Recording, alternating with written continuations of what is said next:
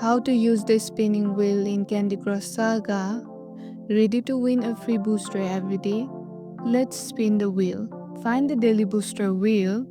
You will find it in events.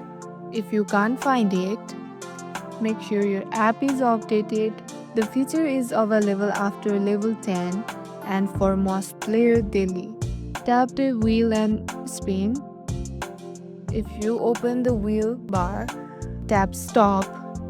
Watch the wheel spin and stop on random booster prize like lollipop hamburger, color bombs, 3 plus wrap candy, free switches, sometime even jackpot. Whatever you land on is yours, totally free. Come back every day. You can spin the wheel once every 24 hours.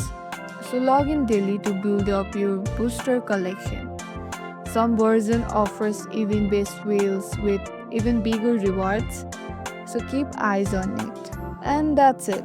You just use the spin wheel in Candy Crush Saga like a pro. If this helped you, hit like and subscribe for more sweet candy tips. See you in the next one.